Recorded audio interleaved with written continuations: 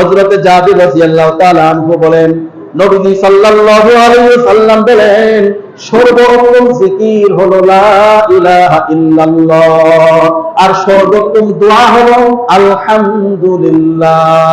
সর্বোত্তম জিকির হলো লা ইলাহা ইল্লাল্লাহ, আর 2 নম্বর হলো সর্বোত্তম দোয়া হলো আলহামদুলিল্লাহ। এই হাদিসটা হলো তিরমিজি শরীফের হাদিসের ভিতরে এসেছে, 3383 নম্বর হাদিসের ভিতরে এসেছে, এবং ইবনে মাজার 3800 হাদিসের ভিতরে এসেছে এই কথাটা, যে নবীজি সাল্লাল্লাহু আলাইহি ওয়াসাল্লাম বলতেছেন সবথেকে উত্তম জিকির হলো লা ইলাহা ইল্লাল্লাহ, আর সবথেকে উত্তম দোয়া হলো আলহামদুলিল্লাহ।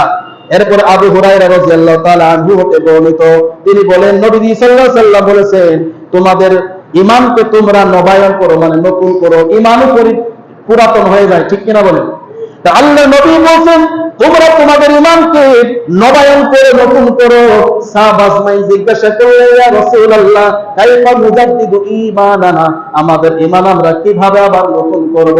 তখন তিনি বললেন, তোমরা বেশি বেশি পরিমাণ লা ইলাহা ইল্লাল্লাহ বইলা বইলা তোমাদের ঈমানটাকে পরিপূর্ণ করে নাও, তোমাদের ঈমানটাকে নতুন করে নাও। সকলে বলেন সুবহানাল্লাহ। এই জন্য হাদিসের ভিতরে পাওয়া যায় আল্লাহর নবী সাহাবীদেরকে কালিমা শোনাতেন লা ইলাহা ইল্লাল্লাহ, আবার সাহাবা আজমাইনও আল্লাহর নবীর কাছে এই কালিমা বারবার শোনাতেন, যাতে করে ঈমানটা আবার নতুন হয়ে যায়, ঠিক কিনা বলেন?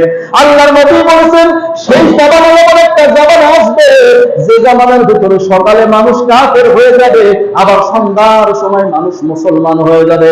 যে মানুষটা সন্ধ্যার সময় মুসলমান ছিল, ওই মানুষটা আবার সকালে কাফের হয়ে যেতে পারে। এই জন্য সকাল সন্ধ্যায় বেশি বেশি পরিমাণ লা ইলাহা ইল্লাল্লাহ বলতে হবে, তাহলে আপনার ঈমানটা আবার ফিরে আসবে, ঠিক কিনা বলে?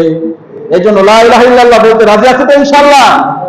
আল্লাহ নবী সাল্লাল্লাহু আলাইহি ওয়াসাল্লাম হাদিসের ভিতরে বলেছে, আফজালু যিকরি লা ইলাহা ইল্লাল্লাহ, সর্বোত্তম জিকির হলো লা ইলাহা ইল্লাল্লাহ, ওয়া আফজালুদ দুআ, সর্বোত্তম দোয়া হলো আলহামদুলিল্লাহ।